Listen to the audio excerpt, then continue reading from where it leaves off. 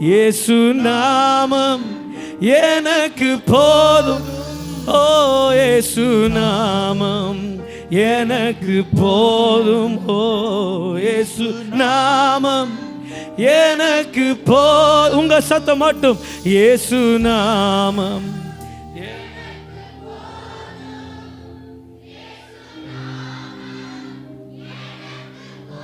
மீண்டுமா. இயேசு நாமம் எனக்கு போதும். இயேசு நாமம் எனக்கு போதும். ஹல்லேலூயா. இயேசு நாமம் அது பேர் மட்டும் கிடையாது, அது ஒரு இடம்.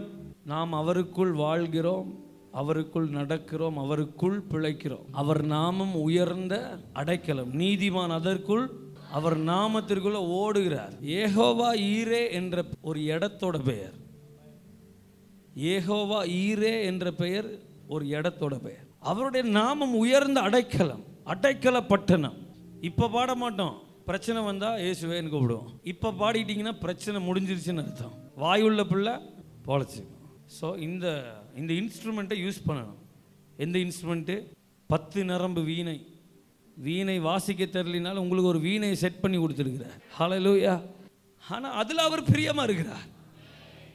ரொம்ப கிஃப்டெல்லாம் இல்லை, ஆனால் நம்ம பாடும்போது அதில் வாசமாக இருக்கிறார், அதில் பிரியப்படுகிறார், அதில் மகிமைப்படுகிறார். ஹல்லேலூயா.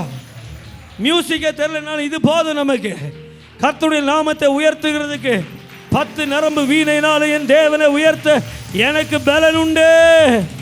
ஹல்லேலூயா. இதெல்லாம் பாடும்போதே அங்கே அற்புதம் நடக்குது. உங்களுக்கு தெரியாது, ஆனால் நடக்குது. எத்தனையோ நேரம் நீங்கள் நல்லா துதிச்சதுனால வர இருந்த ஆபத்துகளை கர்த்தர் தடுத்திருக்கிறார். ஆமாம், கர்த்தர் உங்கள் ஜெபத்தின் நிமித்தம், உங்கள் துதியின் நிமித்தம் அநேக போராட்டங்களில் இருந்து உங்களை விடுதலை செய்திருக்கிறார். அது நமக்கே தெரியல, ஆனால் கர்த்தர் அங்கே கிரியை செய்து கொண்டிருக்கிறார். ஹல்லேலூயா. ஆமாம், அவர் நல்லவர்னு நீங்கள் சொல்கிற ஒரு வார்த்தையில் கூட ஆண்டவர் கிரியை செய்கிறார். ஆமென். ஒரு கிறிஸ்தவனோட அழகு என்ன தெரியுமா? சிங்கத்தின் நடுவில், தீச்சூளி நடுவில் அழுகக்கூடாது. பிரச்சனைன்னு நினச்சிட்டு யாருமே ஒரு உண்மையான கிறிஸ்தவனுடைய வளர்ச்சி என்ன தெரியுமா? சிங்கத்தை பார்த்து சொல்லணும், வந்து பார். என்ன சொல்லணும்? நீ வந்து பார். உன் வாயை கட்டி போட்டுருவாரு. ஏன்னா நான் உன்னை பார்த்து பயப்படுற ஆள் கிடையாது. சிங்கத்தின் கெபியிலும் துதிக்கிற தானியேலு தேவன் என் தேவனா இருக்கிறார். ஸோ கிறிஸ்தவன் பிரச்சனைகளுக்கு சவால் விடுகிறவனா இருக்கிறான். ராஜாக்களுக்கு சவால் விடுகிறவனா இருக்கிறான். பயந்து ஒழிகிறவன் அல்ல, கர்த்தருடைய நாமத்தின் நிமித்தம் நான் வருகிறேன் என்று சொல்லுகிறவனா இருக்கிறான். கோலியாத்தை பார்த்து ராஜா பயந்து, சோல்ஜர்ஸ் ராணுவங்கள் பயந்து உட்கார்ந்து இருக்கும் போது ஒரு சின்ன தாவீதுக்குள்ள இருந்த வைராக்கியம் என்ன தெரியுமா? என் தேவனுடைய நாமத்தை தூஷிக்கிற இவன் யார்? என்ன சொன்னாரு? நமக்கு எதுக்குங்க வம்பு, வீண் வம்பு? நம்மளே சோறு கொடுக்க வந்தோம், அண்ணனுக்கு சோறை கொடுத்துட்டு நம்ம தப்பிச்சா போதும், அவனை பார்த்துக்குவானுங்க. இவனுங்கெல்லாம் மழை பெஞ்சா ஒன்று நிற்குமே, அந்த மாதிரி இருக்கிறானுங்களே, பார்த்துக்குவானுங்கன்னு போகல. அந்த வைராக்கியம் என்ன செய்யுது? என் தேவனுடைய நாமத்தை தூஷிக்கிற இவன் யார்? நான் போறையா? அங்கே ஒரு ப்ராக்டிஸும் கிடையாது. But he has the jealous for the Lord. கர்த்தருக்கான ஒரு வைராக்கியம் வச்சிருக்கிறாரு. என் தேவனுடைய நாமத்தையா நீ வீணில் வழங்குற? இதை வர்றேன்டா. அதனால நான் என் ஒய்ஃப்டால, என் ஃப்ரெண்ட்ஸ்டெல்லாம் அடிக்கடி பிரச்சனை வந்தால் எனக்கு ஒரு சந்தோஷம் வரும் பாருங்க. I will be so excited. என்ன மாதிரி ஒரு எக்ஸைட்மெண்ட்னா, நான் அந்த ஊட்டியில் ஒரு தடவை எல்லாரையும் கூட்டிகிட்டு ஊழியத்துக்கு மூணாரில் போகும் நைட்டு ஹெட்லைட் ஆஃப் பண்ணிட்டேன் காரில். நான் வேறு மலையில் கொஞ்சம் ஸ்பீடாக ஓட்டுவேன். எனக்கு ஹெட்லைட் ஆஃப் பண்ணோன்னு எல்லாம் கத்துறாங்க. ஏன்னா இருட்டாக இருக்குது. ஒரு த்ரில் வரும் பாருங்க, அந்த மாதிரி ஒரு த்ரில் வரும் ஒரு பிரச்சனை வந்தால். ஏன்னா என் தேவன் வெளிப்பட போகிறார். ஒரு பிரச்சனை வந்தால் நம்ம எப்படி தெரியுமா இருக்கணும்? கர்த்தருடைய கரம் வெளிப்பட போகிறது. அந்த ஒரு அறிவு நமக்கு இருக்கணும். நம்ம என்ன தெரியுமா பண்ணோம்? ஊழை விட்டுட்டு உங்களுக்கு முக்காடு வேற, நல்லா அழுகிறது தெரியாமல் மூடிக்குவீங்க. நாங்கள் பாவம் பாத்ரூமில் போய் அழுகிறோம். என்னங்க பிரதர், மீசையில் மண் ஓட்டக்கூடாதுன்னு நாங்கள் என்ன பண்ணுறோம்? ஒளிஞ்சு அழுதுட்டுருக்கிறோம். பிரச்சனையை பார்த்து அழுகவே கூடாது. ஃபஸ்ட்டு தைரியமாக சந்திக்கணும்.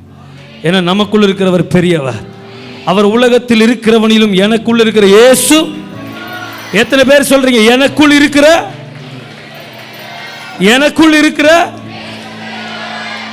இல்லைங்க, இதனால தான் ஸ்கூல்ல ஃபெயில். எனக்குள் இருக்கிற, அதை சொல்லுங்க, எனக்குள் இருக்கிற இயேசு பெரியவர். எனக்குள் இருக்கிற இயேசு பெரியவர். எனக்குள் இருக்கிற என் இயேசு பெரியவர். ஹல்லேலூயா. இது போதும் பரலோகத்தை அசைக்கிறதுக்கு. எத்தனை பிரச்சனையின் மத்தியில் என் பிள்ளை என்ன பெரியவன்னு சொல்றாங்களே. அதாவது இந்த ஷாத்ராக் மேஷாக் ஆபேத்நேகோ கதை நேற்று சொன்னேன் இல்லையா? அங்கே தீ எரியுது, இங்கே ராஜா இருக்கிறார், இந்த 3 வாலிபர்கள் நிற்கிறாங்க. இவங்க எதை பார்த்துட்டு இருக்குன்னு ஆக்சுவலாக நீங்கள் சொல்லுங்கள். உங்களை தூக்கி தீயில் போட போகிறாங்க, நீங்கள் எதை பார்த்துட்டு இருப்பீங்க? உங்கள் கவனம்லாம் எங்கே இருக்கும்? படுபாவிக்கு இன்னும் 2 கட்டையை வைக்கிறானுங்களே, இப்படி எரியுதே, தூக்கி உள்ளே போட போகிறாங்க. ஆனால் இவங்க ஃபோக்கஸ் எங்கே இருந்துச்சு தெரியுமா? தீயை பற்றி ஒன்றுமே பேசலை. நாங்கள் ஆராதிக்கிற தேவன் எங்களை தப்புவிக்க வல்லவர். ஒரு சல்யூட் அவங்களுக்கு, அந்த 3 வாலிபர்களுக்கு ஒரு சல்யூட். நமக்கு சொல்லி கொடுக்குறாங்க என்ன தெரியுமா? உயிர் போகிற பிரச்சனை வந்தால் கூட உங்கள் கவனம் கர்த்தர் மேலே இருக்கட்டும். ஹல்லேலூயா. நம்ம நிறைய தோற்று போகிறோம். ஏன் தெரியுமா? நம்முடைய கவனம் எது மேலே இருக்கோ அதுதான் நம்ம பெருசாக பார்க்குறோன்னு அர்த்தம். ஆமாவா இல்லையா? இப்போ இங்கே உங்களுக்கு சின்னதாக வெட்டிருச்சு, இங்கே வெட்டாது, ஓகே. நீங்கள் காய் வெட்டும் போது இங்கே வெட்டிருச்சு, நீங்கள் பார்த்துட்டே இருப்பீங்க. மருந்தெல்லாம் வச்சு, ஃபஸ்ட் எய்டு பவுடர்லாம் போட்டு, தேங்காய் எண்ணெயை வச்சு, ஓகே, பெருசாக இங்கே வெட்டிருச்சு. இப்போ உங்கள் கவனம் எங்கே இருக்கும்? இது மேலே இருக்குமா?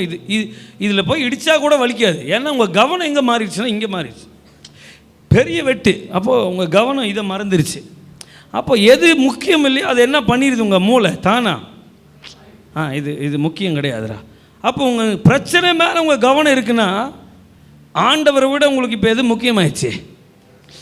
ஆண்டவர் பதிலை வச்சுட்டு உட்காந்துருக்கிறார். இந்த ஆகாரின் பிள்ளை அழுத போது, ஆகார் யார்? ஆபிரகாமுடைய அடிமை பெண். அவங்க அழுத போது கர்த்தர் நீரூற்றை திறந்தாரா, ஆகாரின் கண்ணை திறந்தாரா? அப்போ நீரூற்று அங்கே ஏற்கனவே இருந்துச்சா இல்லையா? இவங்க பிரச்சனை மேலே கவனமாக இருக்கும்போது ஏற்கனவே இருக்கிற அற்புதத்தை கூட பார்க்க முடியல. புரியுதா உங்களுக்கு? நீரூற்றண்டையில் தான் போய் உட்கார்ந்துருக்கிறாங்க. அங்கே தான் கடைசி தண்ணியை குடிச்சு போட்டு, சோறும் இல்லை ஒன்றும் இல்லை தண்ணியும் இல்லை, நான் சாக. ஆனால் என்ன இருக்கு அங்கே? ஓடிட்டு இருக்குது, நீரூற்று ஓடிக்கொண்டிருக்கிறது. உங்கள் மூளை என்ன பண்ணுது? எது முக்கியமோ அதை தான் கவனமாக பார்க்க சொல்லுது. உங்கள் பிரச்சனையின் மீது நீங்கள் கவனமாக இருந்தீங்கன்னா ஆண்டவர் செய்த அற்புதத்தை கூட உங்களால் பார்க்க முடியாது. இன்னைக்கு ஆண்டவர் உங்கள் கண்களை திறக்கட்டும் என்று நான் ஜெபிக்கிறேன். ஹல்லேலூயா. உங்கள் ஞான கண்களை கர்த்தர் திறக்கட்டும். அவர் ஏற்கனவே இருந்த நீரூற்றை பார்க்கும்படி ஆகாரின் கண்களை திறந்தது போல கர்த்தர் உங்களுடைய கண்களை ஏற்கனவே கர்த்தர் செய்த அற்புதத்தை பார்க்கும்படி கர்த்தர் திறக்கட்டும். ஹல்லேலூயா சொல்றீங்களா? ஹல்லேலூயா. எத்தனை பேர் சந்தோஷமா இருக்கிறீங்க? கர்த்தர் எனக்கா யாவையும் செய்து முடிப்பார். கர்த்தர் எனக்கா யாவையும் செய்து கொண்டிருக்கிறார். அவர் எல்லாவற்றாலும் நிரப்புகிறவர். அவர் எனக்காக சகலத்தையும் நேர்த்தியாய் செய்கிறவர். ஆமென் சொல்லிருங்க. அப்படின்னா தான் அர்த்தம் அப்படியே ஆகட்டும்.